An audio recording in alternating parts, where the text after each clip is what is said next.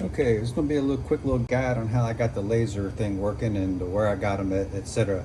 Uh, you can see there's the laser mount. I 3D printed a little holder for it. If you know anybody with a 3D printer, it's 12 millimeters in diameter. The laser, just ask them to print you a little something similar to that in shape that you can use. There may be actual third-party 12 millimeter holders somewhere that you could find, but I just 3D printed one and got it oriented and double-sided tape to the side of the spindle clamp there, as you can see.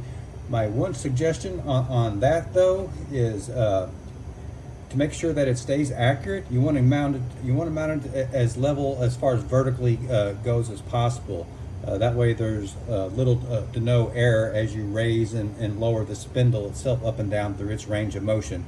If you've got it in there at an angle, say something like this, greatly exaggerating it, instead of being perpendicular, well then it's obviously as you raise it up, that's going to change where it's pointing at. But if you got it perfectly vertical, move it up or down, it's not going to change where it's pointing in at all. So spend some time to get it level.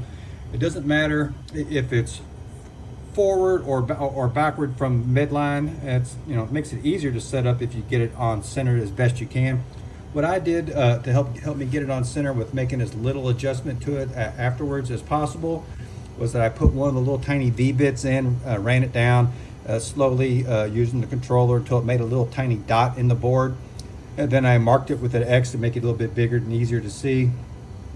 And then I leveled the laser to get it perfectly vertical as best as I could, and then double side taped it to the middle there. After I kind of got it situated over that little over the little dot that I made with the V-bit. That should have me fairly close in line along the the X-axis going this way here, so meaning I won't have to adjust afterwards hardly at all on the X-axis. I'll just need to, excuse me, on the Y-axis. I'll only have to move over this distance here, the distance from the bit to wherever this is here, using the macro. So get it, the takeaway again, get it vertical best you can. That'll minimize how much adjustment you have to make going up and down. You'll only have to do left and right. The little box that I got, then again, I ran it through my wire loom kind of best I could. So hard to run wires in there after the fact without taking it apart. But then I just mounted it over here on this side. The parts that I got, here it is on Amazon. I'll include links to it, but as you can see, it's a little cheap little laser.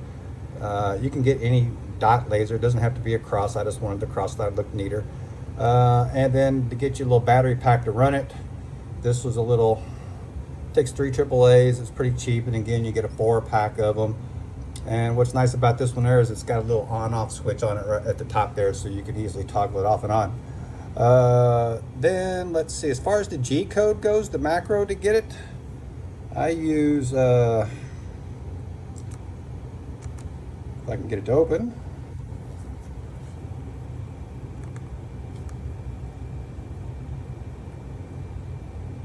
There we go. So I did a little test macro just to test to make sure I was moving it correctly. But what you do, let me edit the macro, show you what goes in the macro. Very few commands, as you can see right there. You just select an icon, give it a name, put a tooltip in if you want. But here's the 4 lines of G code that I needed. The G91 will specify a relative coordinate system, meaning that when you tell it to move along the X, Y, or Z axis, it means relative to its current position. By default, the programs that you run to cut your parts are in absolute coordinates. I believe for the most part, I'm not sure. So I went ahead and put it relative just to make sure I did it right with the G91, and it works.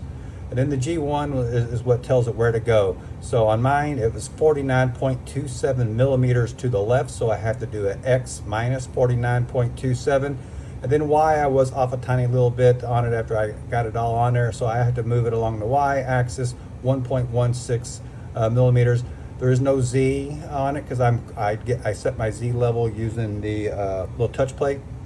And then you need to specify an F value, and that's basically the speed at which it moves. 1,000 is pretty good. And then I put a G90 to put it back to absolute coordinate system, and then a G10 to set the current X and current Y as the new 0. And that's all I got to do. So I'm gonna click cancel on that. And then if let me let's just do a quick example here. So let's say that's where I want, let me move it over. Let's move it over. Let me connect to it first here. All right, now I should be able to control it. All right, let's move it. Let's try to put it over top that one right there. So let's say I wanted to zoom in on that and try to get it